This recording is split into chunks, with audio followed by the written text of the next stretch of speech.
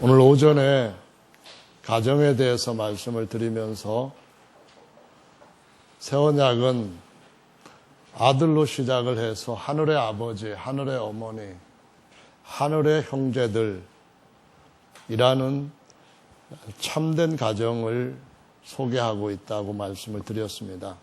그래서 오늘은 오후 시간에 이 하늘의 참된 가정에 대해서 같이 살펴보고자 합니다.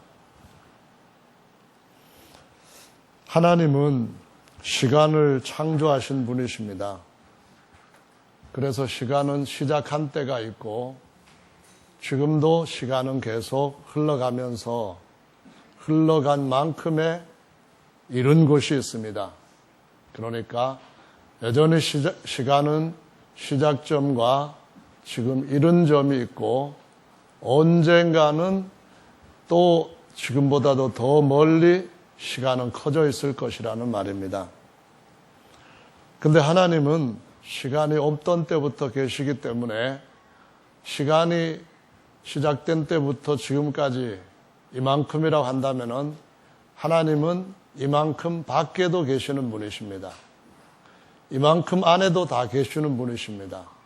하나님은 시간보다 크시기 때문에 시간 위에 계시고 그래서 만유의 하나님이라고 일컬어지면서 하나님은 시작점 때도 여전히 계시고 현재처럼 모든 것들을 보시면서 또 천년이 지난 후의 일도 시작점에서 현재처럼 보시고 만년이 흐른 이후의 일도 시작점에서 현재처럼 보시고 영원한 그 후의 일도 시작점에서 현재처럼 보시는 시간의 초월자이십니다.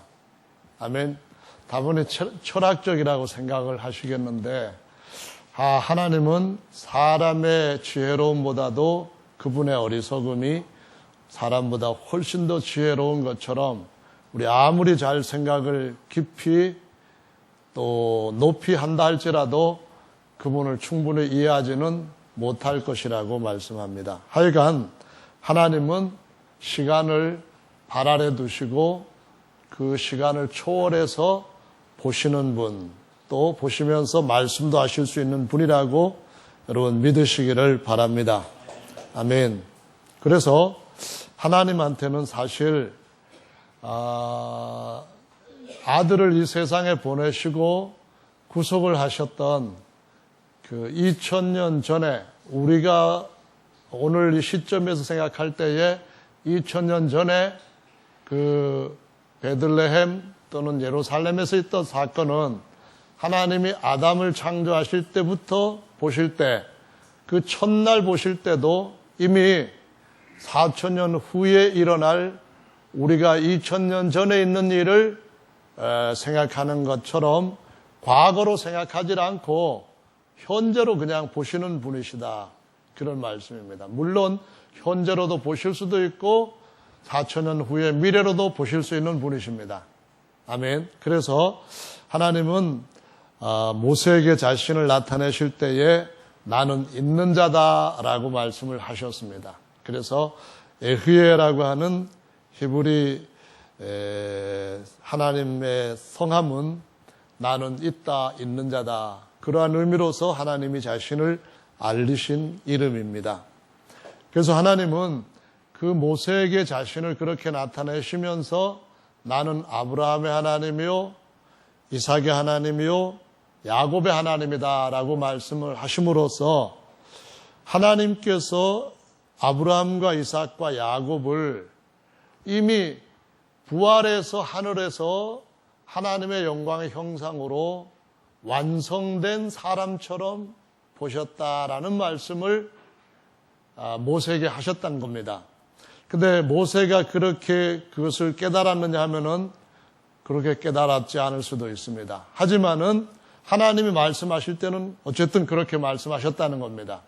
그래서 누가복음의 말씀에 보시면은 20장에 부활에 대한 논쟁이 일어났을 때에 예수께서 사두개인들한테 그 말씀을 설명을 하셨습니다.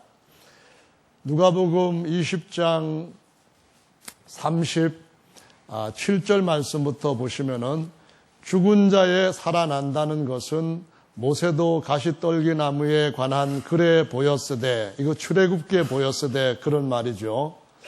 주를 아브라함의 하나님이요 이삭의 하나님이요 야곱의 하나님이라 칭하였나니 하나님은 죽은 자의 하나님이 아니요 산 자의 하나님이시라.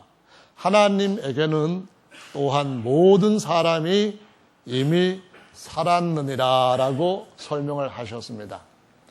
하나님께서 모세에게 나는 아브라함과 이삭과 야곱의 하나님이다 이렇게 말씀하셨을 때 모세가 이렇게 아브라함과 이삭과 야곱이 이미 살아있다라는 말씀으로 그에게 하셨는지 이해하지 못했을 수도 있습니다.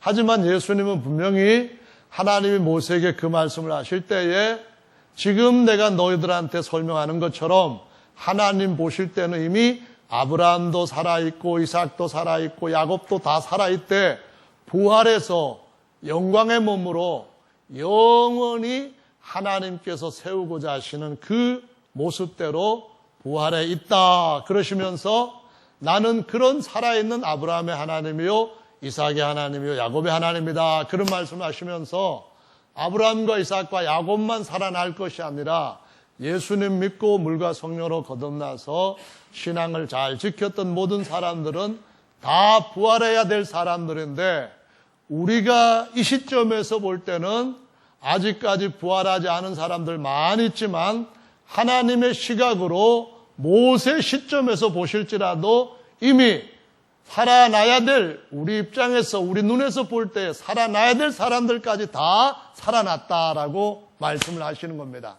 그 말은 하나님의 구속은 애초부터 하나님의 시각에는 다 이루어진 것처럼 보실 수 있다. 그런 의미를 갖고 있는 것입니다.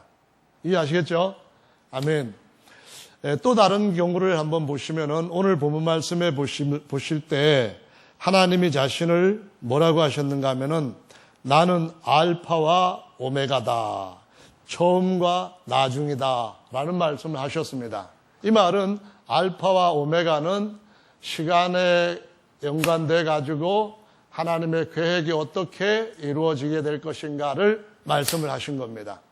하나님께서 시간에 의해서 하나님의 경륜을 쫙 이뤄가실 때 알파 시점에서 이루실 일하고 베타 시점에서 이루실 일하고 다음에 다시 또 감마 시점에서 이루실 일하고 쭉 경륜에 따라 시간에 따라서 이루어질 일들도 경영하신 일들도 다르겠지만은 하나님이 알파인 동시에 오메가라는 말씀입니다.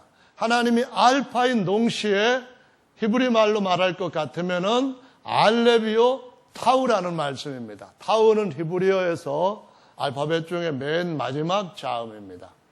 하나님은 시간의 제한을 받지 않고 그냥 그분의 모든 계획을 다 이루시는데 걸리는 기간이 7,000년이라고 한다면 그 7,000년에 있는 모든 일을 알파 시점에서 다 이루신 것처럼 보실 수 있는 그러한 시작인 분이시며 마침이신 분이다. 이런 말씀입니다. 아멘. 시작과 마침이신 분이십니다. 할렐루야. 아멘. 또 한 경우를 보면은 우리가 마태복음 4장 말씀에서 보면은 예수님이 제자들한테 가르쳐 주신 기도를 보게 되는데 외우시는 말씀입니다. 마태복음 6장이죠. 4장이 아니라 제가 잘못 말씀드린 것 같은데 6장 말씀에서 10절에 보시면은 뜻이 하늘에서 이룬 것 같이 땅에서도 이루어지이다라고 말씀을 하셨습니다. 뜻이 누구의 뜻입니까? 아버지의 뜻입니다. 하나님의 뜻이라는 말입니다. 뜻이 하늘에서 이루어졌다 할 때 이 하늘은 하나님을 본래 부를 때 하늘림인데 이것이 현대어로는 하늘이지만은 고대어로는 하늘입니다. 그래서 하늘에 계시는 분 해서 하늘님 또는 리을을 탈락시켜가지고 하느님 이렇게 부르는 것을 옛날부터 불러왔던 방식으로 부르니까 하늘님, 하나님으로 이렇게 정착이 되어서 쓰는 거거든요. 그러면은 하나님이 계시는 그 하늘은 하나님이 지으신 것이 아닌 시간이나 공간을 초월해 있는 영역인데 이 하늘에서는 하나님께서 모든 뜻들을 다 이루신 것처럼 그렇게 완성시켜 놓았다는 겁니다. 하늘에 알파인 동시에 마침인 것처럼 땅에서도 알파와 오메가까지 쫙 이어지게 해 주십시오. 그 기도가 바로 주기도문의 기도라라는 말씀입니다. 아멘. 여기까지 여러분 잘 따라오셨습니다. 그러면은 하나님은 모든 걸 이루신 것처럼 보시니까 적어도 모든 것 위에 초월적인 하늘에서는 다 이루어진 것으로 되어 있으니까 우리가 살고 있는 이 땅에서 하나님의 경륜에 따라 알파의 때는 알파에 맞는 일, 베타 때는 베타에 맞는 일, 감마 때는 감마에 맞는 일, 그렇게 해가지고 쭉 이어져서 나중에 시그마, 나중에 오메가 때는 하나님이 모든 걸 마치신 일, 이렇게 땅에서도 이루어져야 되는데 하나님께서 천지 창조하시면서 하나님께서 시각으로 보시고 하나님께서 말씀하실 때에 그것은 어떤 의미를 갖고 있느냐 하면은 하나님의 계획은 하나님이 아시는 대로 계획하신 대로 다 완성되어 있다 그 말입니다.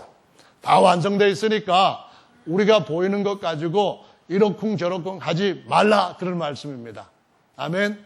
그럼 하나님은 완성시켰을 때 하나님의 뜻이 하늘에서 이루어졌다고 하는 것처럼 밥 먹은 것처럼 여러분 점심 드셨지요? 그럴 때에 밥 먹을 자, 점심 먹을 자 그렇게 쓰면 안 되잖아요. 시제를 밥 먹은 것처럼 해서 과거로 쓰거나 아니면 이미 과거 완료됐거나 아니면 현재 완료됐다고 하는 형으로 써야만 됩니다. 마찬가지로 하늘에서 뜻이 이룬 것 같이도 그와 같은 시제입니다. 이해하시겠죠? 다 이루어진 거예요. 밥 먹은 것이 다 이제 이루어진 것처럼. 그런 건데 그 하나님이 하늘에서 그것을 딱 현재로 보시면서 아담을 창조하시되 아담을 예수 그리스도의 모형으로 창조하시고 예수 그리스도의 모형이었던 아담을 언젠가는 잠시 후에는 천사보다도 월등하게 하시고 언젠가는 하나님께서 다 이루신 것처럼 이루시는 그 안에 우리를 딱 자리 잡게 하실 때가 온다고 말씀합니다. 이것을 바로 하나님이 그분의 모든 뜻을 땅에서도 이루어지게 하이다 해주십시오. 이렇게 기도하게 하셨던 것처럼 그 완성의 때라는 말씀입니다. 그런데 우리 볼 때는 어떠든지 간에 이 앞에 있는 것들은 다 지나갈 것인 줄로 믿으시기 바랍니다. 언젠가 영원히 있을 것은 하나님께서 온전하게 이루시고 이것도 지나가고 이전 것은 지나가리라 다 지나가는 그런 것이 아니라 영존할 것들 흔들리지 않고 불변이 영존할 것들을 우리 앞에 두실 때가 오는 것인데 우리가 거기에 들어갈 자로 지금 부지런히 다름질하고 있는 줄로 믿으시기 바랍니다. 그게 바로 하늘 가족입니다. 그래서 하나님은 아담을 창조하실 때에 하늘에 있는 것에 그림자 모형으로 지으셨대요. 그러면 창세기 1장에서 하나님이 사람을 지으시되 뭐라고 말씀하셨죠? 사람을 지으시되 뭐라고 지었어요? 창세기 1장에서 하나님이 사람을 자기 형상으로 지으시되 남자와 여자를 창조하시고 이렇게 표현하고 있습니다. 이해하시겠죠?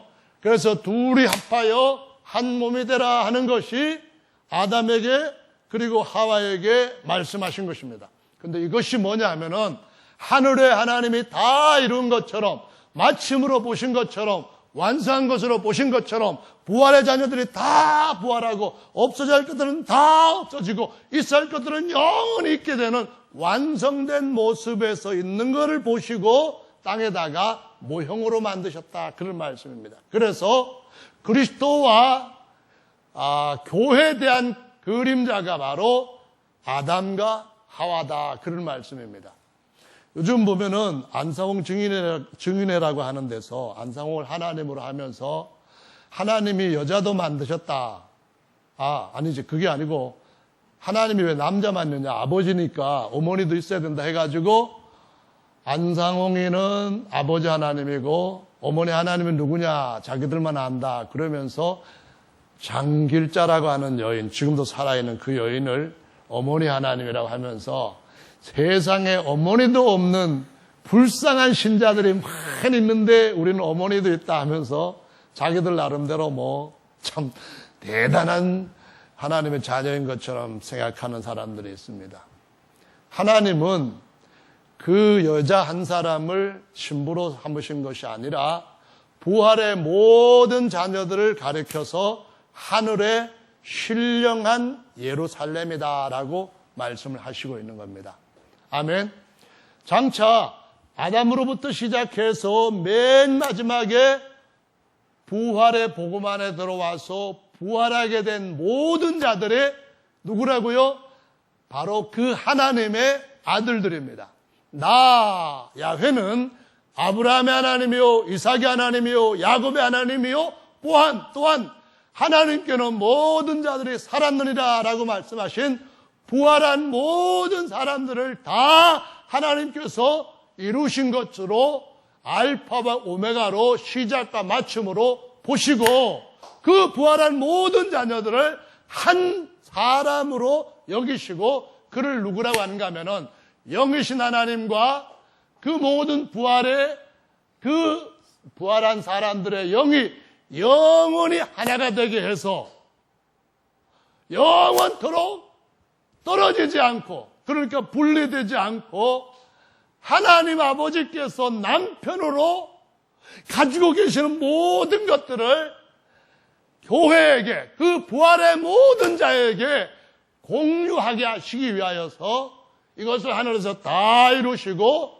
그걸 보시고 아담과 하와를 만드시고 이 땅에서도 아버지의 뜻이 하늘에서 이룬 것 같이 이루어지이다 이렇게 가르쳐 주시는 겁니다. 아멘. 제가 부활의 자녀는 결혼도 안 한다 그런 얘기를 처음에 이제 배우고 한길교회에서 목회를 시작할 때 이제 전도사 시절에 고민되는 게 하나 있었습니다. 지금은 좀 부끄러운 얘기인데 해도 될란가 모르겠습니다.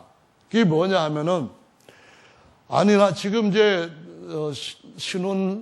신혼으로 이렇게 살아가는데 천국에 가면은 시집도 안 가고 장가도 안 간다고 그랬는데 그러면은 우리는 하나님의 신부가 되고 그럼 내 색시는 나랑 뭐가 되는 거야? 색시랑 같이 산다고 하는 그런 것이 그때는 없다고 하니까 하나님 나라가 아닌 게 그렇게 좋은 거야 이런 생각이 들더라고요. 웃는 분이 한 분도 안 계시는데 여러분은 그보다도 아주 고차원적인 아주 숭고한 사랑을 갖고 계셨기 때문에 그것 같은데요. 사실은 결혼하고 나서 처음에는 진짜 사랑하는 아내와 같이 이렇게 사는 그것이 하늘나라에 가서 어떻게 굉장한 그런 삶 그런 것보다도 훨씬 더 좋은 것처럼 여겼어요. 제발 하늘나라에 가도 우리가 부부같이 사는 것처럼 그런 것이 좀 있었으면 좋겠다 그런 생각이 들었다니까요. 어떤 형제님은 앞에 나와가지고 찬송일도 할 때나 간증할 때 꼭 보면은 왜 그런 토를 답니까? 여러 사람들도 자기같이 생각하는지 서로 원수지간도 있겠지만 이런 말을 왜 하느냐고요. 하늘나라에 가면 원수지간 없는 줄로 믿습니다. 감사하십니다.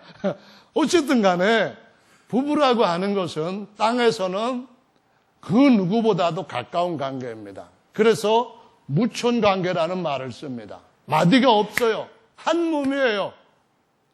그래서 한 신부와 영이신 그 하나님, 보이지 않는 거룩한 영이신 그 하나님과 영원히 하나가 돼가지고 그 새 한 사람이 그 남편의 모든 것을 나타내는 살 중에 살이요, 뼈 중에 뼈요, 영광 중에 영광이요, 찬송 중에 찬송이 되게 하려고 하신 것이 하나님이 사람을 만드신 목적입니다.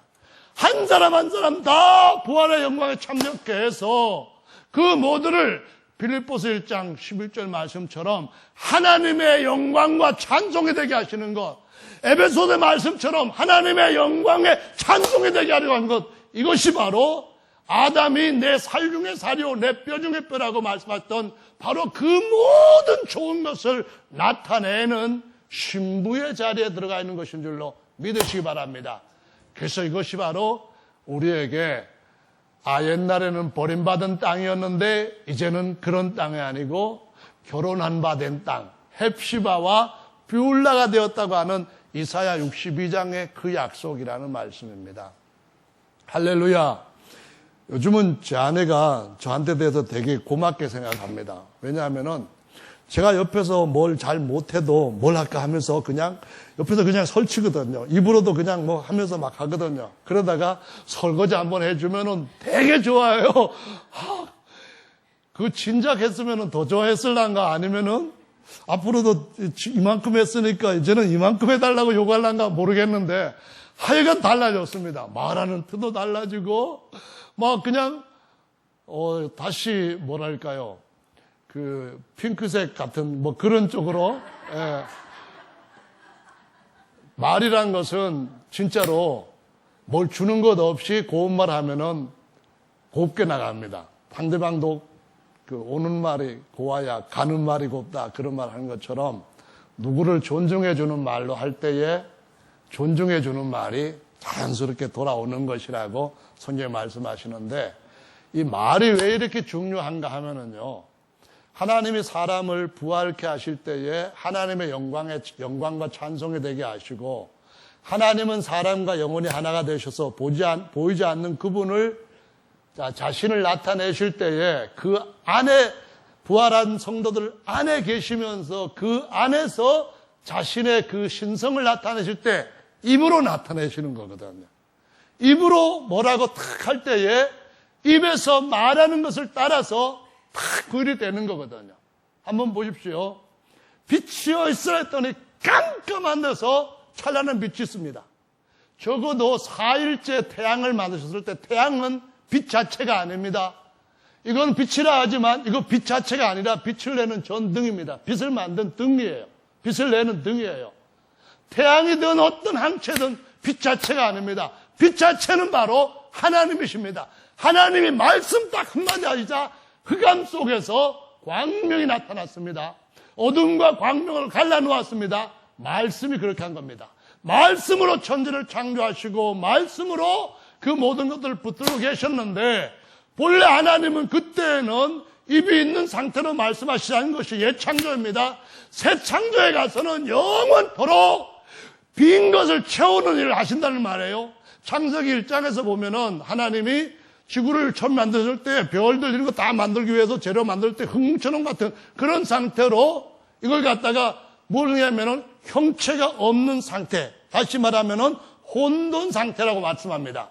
뿐만 아니라 지구를 만들었을 때도 그 안에는 빈 상태라고 말합니다. 채워지지 않은 상태로 말합니다. 그때 하나님이 말씀 한마디 하시면서 안에 지구에 많은 것들이 쫙 채워지게 되고 말씀으로 모든 걸 창조하셨다 하시면서 마지막도 말씀으로 심판하시고 말씀으로 새롭게 하셔서 새롭게 된 모든 것을 사람 안에서 형상 삼은 사람의 입을 통하여서 만유를 하나님의 권세와 능력의 신성으로 나타나게 채우게 하시려고 했기 때문에 우리 입에 이 권세가 굉장하다는 걸 아시고 누구한테 줄 때에 이왕이면 능력이 고운 말 하는 것이 능력인 줄로 믿으시기 바랍니다.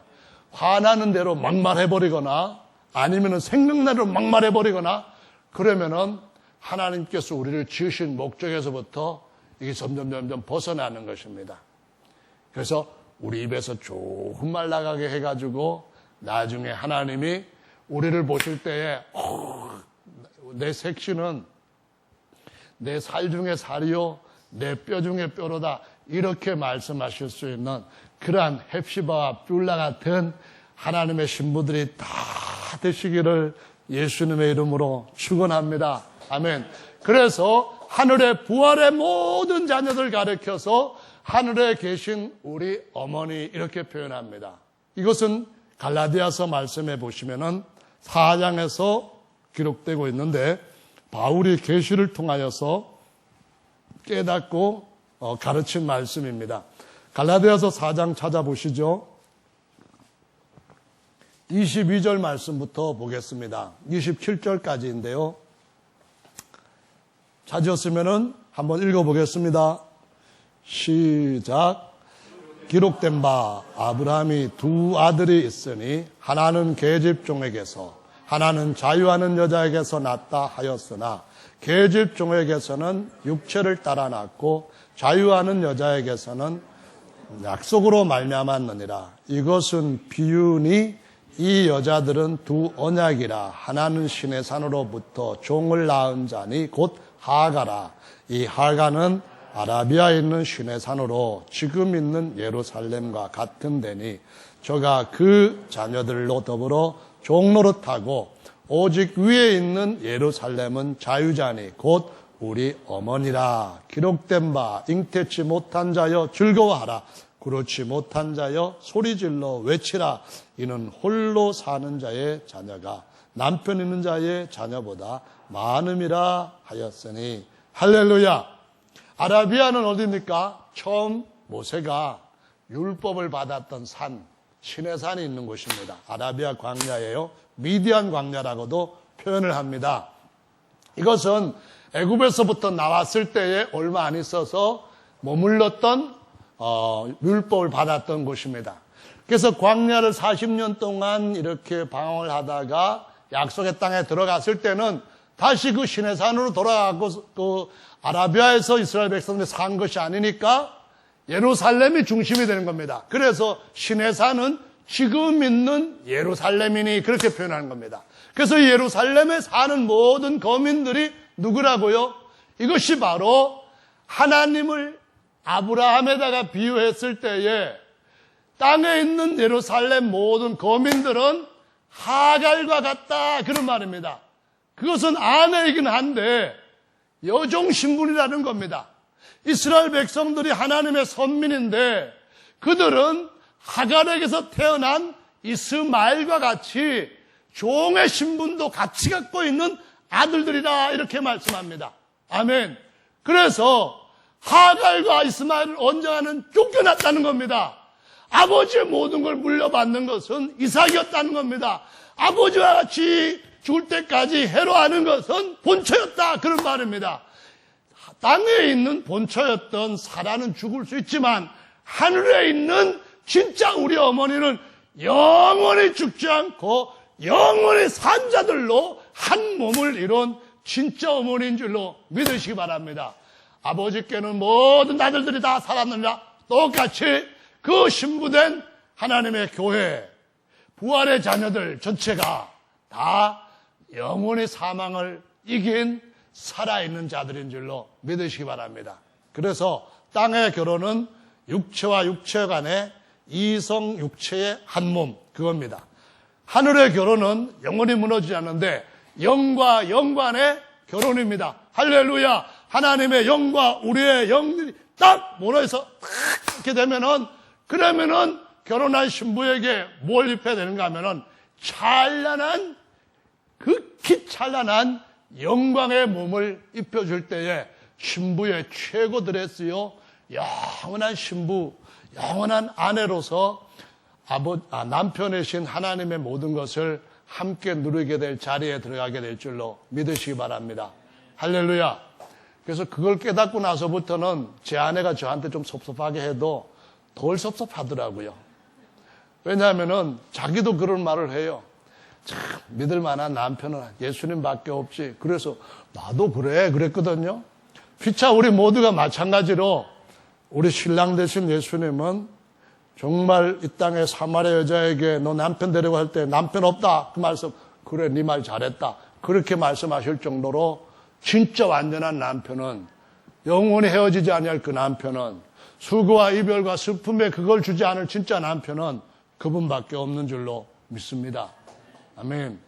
이제 이참에서 한번 고백을 들어봐야겠습니다. 김용곤 집사님, 이 세상에서 아들이 더 사랑스러워요? 아니면 부인이 더 사랑스러워요? 아이고, 참. 이걸 성경적이라 해야 되는지 비성경적이라 해야 되는지 모르겠습니다. 이제 젊은 층한테 한번 물어봐야겠어요. 아주 젊지는 않고. 조성우 집사님, 딸들이 더 사랑스러워요? 부인이 더 사랑스러워요? 그렇죠? 틀림없습니다. 촌관계를 한번 생각해 보십시오. 딸들은 이건 아버지와 자식 사이에서는 이미 대나무 마디처럼 한마디 촌이 있는 겁니다. 부부지간에는 무촌 관계잖아요. 그래서 송 집사님 볼 때에 조동호 집사님이 미스 부산이래요. 아, 누가 뭐 미스 부산만 뭐 하래요? 미스 월드라 한들 뭐 자기가 자기 눈에 제일 좋다고 하는데 뭐 누가 시비 걸 게 있겠습니까? 그 관계예요. 하나님이 우리를 보실 때는 그런 콩깍지 낀 눈으로 보시질 않고 모든 걸 아시는 눈으로 보실 때에 정말 나의 찬송과 영광이라고 말씀하실 줄로 믿으시기 바랍니다. 그래서 그 신부의 한 지체로서 여러분 영원히 하나님과 하나가 되는 것을 반드시 놓치지 마시기를, 승리하시기를 예수님의 이름으로 축원합니다. 이것이 아들로 맺은 새 언약의 가정에 대한 계시입니다. 두 번째, 우리가 하나님을 늘 아버지 이렇게 개인적으로 부르는 것을 뭐 일상적으로 하는 것이니까 조금도 의심하지는 않습니다. 그럼 무슨 관계일까 하는 것에 대해서도 깊이 알고 있느냐 하면은 거기에는 좀 그렇지 못한 부분이 있습니다. 성경은 말씀하시기를 아버지와 우리 사이는 이제는 한 마디 관계라고 말씀합니다. 그래서 일촌이라고 얘기를 하는데, 하나님 우리를 아들이라고 하는 말씀은 아들을 얻고자 하는 의미가 무엇과 직결되느냐 하면은 아버지의 것을 물려주신다는 데에 직결됩니다. 그러니까 유업이라는 거예요. 후사로 세우시겠다, 그런 말입니다. 하나님은 보이지 않는 분이니까 하나님이 모든 피조물 앞에 자신의 능력과 자신의 선하심 이런 것들을 나타내셔야 되는데, 그거를 나타낼 수 있도록 하기 위해서 하나님이 지으신 하늘과 하나님이 지으신 모든 피조물 위에 다스릴 수 있는 권세를 아들한테 이양하시겠다, 그런 말씀입니다. 하나님이 사람들 안에 거하시면서 나는 내 안에서 영원히 쉬겠다. 이제는 쉬니까 내 대신 내가 그 모든 일을 책임지고 내가 다 영원토록 이행하라. 이렇게 하시는 의미에서 하나님이 우리를 아들로 삼으셨다라고 말씀을 하십니다. 아들로 삼으셔가지고 아버지께서 아들에게 주시는 하늘과 땅의 권세와 능력을 그 아들의 입에서 나오는 그걸 가지고 영원토록 창세기 1장에서 혼돈스러운 것을 아주 정돈되게 하고 공허한 빈 것들을 충만케 채우는 그 일을 하나님이 아들을 통하여서 왕노릇하게 하심으로 영원히 이어지게 할 것인 줄로 믿으시기 바랍니다. 여러분 모두가 다 이제는 하나님의 아들의 신분이 되고, 딸이 안 되는 이유는 이제 더 이상 그 가정에서는 결혼하고 시집가고 장가가고 뭐 그러는 것이 없습니다. 하나님과 영원히 무촌관계 맺으시고 난 뒤에 일촌관계에서는 무조건 쫓겨났지 않은 아들 신분으로서 무조건 내가 가지고 있는 모든 것들은 다 아들들한테 물려준다는 이 일을 위하여서 우리를 아들로 세우시고, 오늘 본 말씀에서도 있는 것처럼 내가 사랑하는 아들에게는 나는 너의 아버지라, 이 모든 것들을 내가 아들에게 유업으로 주리라, 이렇게 약속하신 것임을 믿으시기 바랍니다. 영원히 아버지의 것은 다 내 것이온데, 이렇게 예수께서 말씀하셨던 것처럼 그분과 함께 이 모든 것들을 누리게 될 때가 옵니다. 그때가 되면 하나님이 지으신 모든 천사들도 아들들이 너무나 존귀하기 때문에 존귀한 아들에게 부채할 종들은 하나님이 지으신 능력 안에서 얻을 수 있는, 지어서 얻을 수 있는 존재로서는 최상의 존재로 저와 여러분한테 종으로 붙여주실 줄로 믿으시기 바랍니다. 이걸 천사장이 화가 나가지고 반역을 했지만 하나님은 처음서부터 뭘 보셨습니까?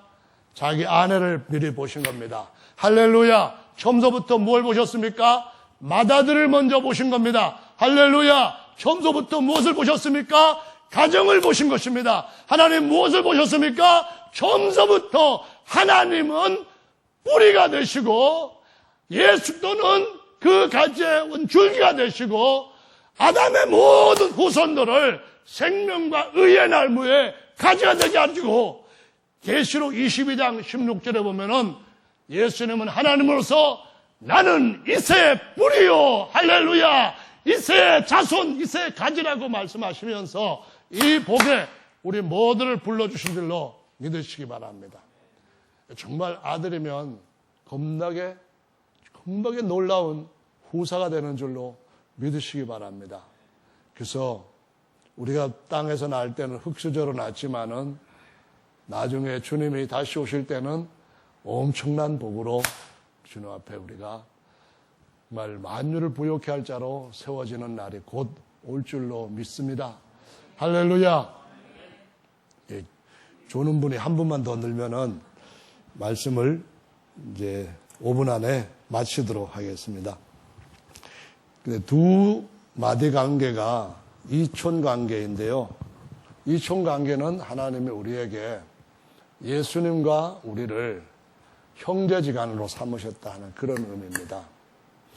우리가 예수님의 형제가 되어야 될 가장 중요한 목적을 알아야 되는데 첫째로는 죄에 팔렸는데 죄에서부터 다시 물려줄 수 있는 그 팔린 종의 상태에서부터 원위치로 회복시켜 줄 수 있는 그런 권한을 형제에게만 주셨습니다. 가장 가까운 관계가 이촌 관계인 형제지간의 관계입니다. 하나님은 아버지로서 영이시기 때문에 아버지와 아들된 우리 사이에 비록 일촌 관계가 있다 할지라도 육체를 갖고 있지 않으셔서 피를 갖고 있지 않으셔서 값을 주고 사실 수 있는 그러한 합법적인 구속자의 신분이 못 됩니다. 그래서 구속은 항상 어디에서 일어날 수밖에 없는가 하면은 형제지간의 이촌 관계에서 일어날 수 있는 문제입니다. 그래서 예수님이 하나님의 아들로서 사람의 아들로 마리아를 통해 이 세상에 오셨습니다. 그가 마리아에게서 태어난 사람의 아들, 인자로서 우리가 형제가 되었기 때문에 형제된 우리의 죄값을 대신 내실 수 있는 구속자가 되신 겁니다. 아멘. 그리고 난 뒤에 아담이 죄 안 지었던 상태만큼 회복시켜 준 것으로 끝난 것이 아니라 하나님은 땅에 있는 가정, 그것이 완전한 것이 아니고 하늘에 이룬 것 같이 땅에서도 이루어지다는 말씀처럼 하늘에 이루어져 있는 그 가정, 그 아들, 그 형제지간을 보시기 때문에 또다시 다른 내가 형제라고 부르기를 부끄러워 안 하신다는 새로운 관계를 우리에게 주시는 겁니다. 그게 바로 하나님의 아들로서 우리들도 하나님의 아들로 다시 태어나도록 거듭나게 해주시는 겁니다. 아멘. 우리가 이제는 하나님을 아바라고 부를 수 있는 하나님의 아들로 예수도를 맏아들이라고 할 수 있는 그분의 진짜 형제로 그분이 우리를 볼 때 천사보다도 월등히 존귀하기 때문에 형제라고 부르는 것을 부끄러워하지 않을 그러한 존재로 우리를 세우고자 그분이 하나님의 아들로서 형제지간, 이촌지간도 되셨다는 것을 기억하시기 바랍니다. 그러면은 우리가 그분의 자녀이요, 우리가 그분의 자녀이라면은 그와 함께 영광을 받을 자니 우리가 그리스도와 함께 하나님의 영광을 받기 위하여 고난도 함께 받을지어다라고 말씀하신 것처럼 하나님이 아들을 우리의 형제로 삼아주셔서 그 형제가 이 땅에 사는 동안에 하나님 우편에서 하나님의 권세와 능력을 다 잡은 권자녀로서 우리를 대적하는 모든 것들을 대신해서 싸워주시고 이겨주시고 채워주시고 붙들어주시고 위로해주시고 완전하게 승리하게 해주실 줄로 믿으시기 바랍니다. 내 원수를 내 발등상 삼기까지 내 우편에 앉았으라. 그 말은 하나님 아버지께서 우리의 원수에 대해서 싸우시면 말 한마디로 마귀 영혼이 지옥불에 던져버릴 수 있습니다. 그렇게 하시지 않는 것은 우리가 하나님의 아들로서 하늘과 땅의 모든 것을 가지고 영원히 하나님의 후사가 되는 상 얻을 수 있는 승자가 되게 하시려고 예수님이 아들로서 사망이라고 하는 원수까지 발 아래 짓밟게 하는 일을 형제들을 위하여서 하시는 줄로 믿으시기 바랍니다. 정말 우리는 이런 형제지간에 대한 인식을 새롭게 해야만 됩니다. 아멘.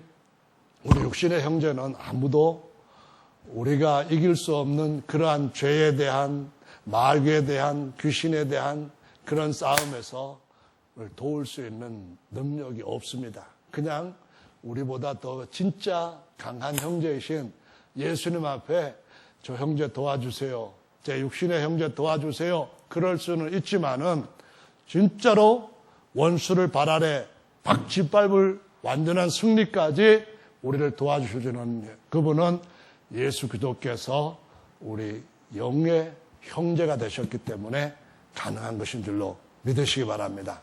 그래서 새 땅이 되면은 거기에 새 예루살렘 성이 쫙 내려옵니다. 새 예루살렘 성에 사는 사람들은 부활한 신령한 하늘의 예루살렘 성이라 해서 하나님의 신부, 우리 각각의 어머니 이렇게 부릅니다. 아멘. 그러나 하나님의 신부된 사람들, 부활의 아들들은 어디에서 사느냐 하면은 새 땅에 새 예루살렘 물질, 보석성이 쫙 내려오게 되는데 거기에서 살면서 모든 만유들을 충만하게 채우는 왕노릇 하는 때가 올 줄로 믿으시기 바랍니다. 이건 실제적인 일입니다. 지금도 주님은 하늘에서 다 이룬 것 같이 땅에서도 이루어지다, 이 기도를 하라고 하시면서 새 땅에 모든 일들이 나타나게 되는 날이 곧 올 것이라고 가르쳐 주시고 있습니다. 이전 것은 다 지나갑니다. 그런 탈무드에 그런 얘기가 있다죠.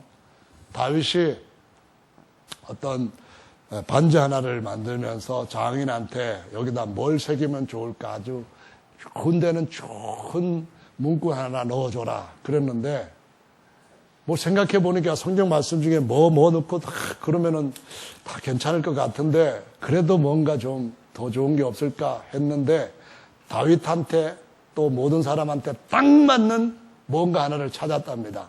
그게 뭔가 하면은